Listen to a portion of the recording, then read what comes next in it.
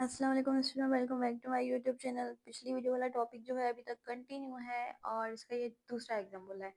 हमने ये वाला एग्जाम्पल जो है पिछली वीडियो में कंप्लीट किया था।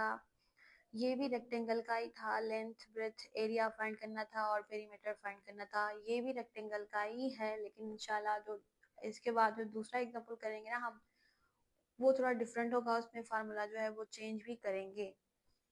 तो इसको करते हैं। हमारे पास लेंथ मिली हुई है और ब्रेथ मिली हुई है।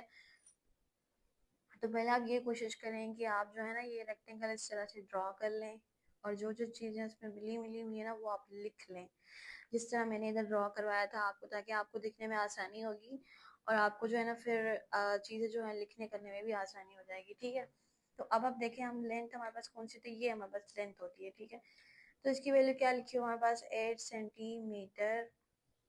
इधर भी लिख लें 1 सेंटीमीटर, क्योंकि अपोजिट साइड दोनों जो है एक दूसरे के बराबर बराबर ही होती हैं। और ये हमारे पास बिर्थ है। बिर्थ कितनी मिली हुई है आपके पास, बिर्थ हमारे पास है 2 सेंटीमीटर, तो ये भी लिख लें आप 2 सेंटीमीटर। अब जो है आपने फाइंड करना है, क्योंकि जो चीज़ें आपको अवेलेबल हैं वो तो हैं, लेकिन अब आपने फाइंड करना है एरिया और पेरीमीटर ऑफ रेक्टेंगल का।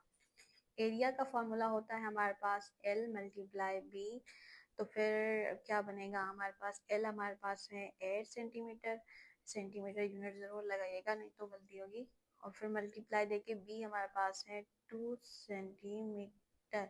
तो फिर A जो है ये लिख लिया, 8 2 से होता है 16, और सेंटीमीटर सेंटीमीटर से मल्टीप्लाई हुआ, यानी जो वेरिएबल वेरिएबल साथ मल्टीप्लाई होता है तो उनके पावर ऐड हो जाते हैं, क्योंकि वहाँ अंडरस्टूड वन मौजूद है, तो सेंटीमीटर स्क्वायर होगा। ठीक है, तो ये हो गया इसका एरिया। अब हम आते हैं इसके पेरीमीटर पे। पेरीमीटर कैसे फाइंड करते हैं, तो पेरीमीटर इसका जो है उसका फार्मूला होता है P2 ब्रैकेट L प्लस हमारे पास होता है B। 2 सेम रहेगा फार्मूले का। लेंथ जो हमारे पास है वो हमारे पास है 8 सेंटीमीटर। ठीक है, फिर हम देंगे प्लस, क्योंकि फार्मूले में प्लस है, और B हमारे पास है 2 सेंटीमीटर। तो फिर ये हो जाएगा इस तरह से। ठीक है, पी सेम लिखेंगे और 2 फार्मूले का यही रहने देंगे पहले। 8 और 2 को हम ऐड करेंगे तो कितना बनेगा हमारे पास, 10 आएगा। और सेंटीमीटर जो है वो यूनिट भी सेम रहने देंगे। अब आते हैं इनको मल्टीप्लाई करने पे, क्योंकि अब जो है ना ब्रैकेट के बाहर जो भी नंबर होता है वो मल्टीप्लाई ही होता है।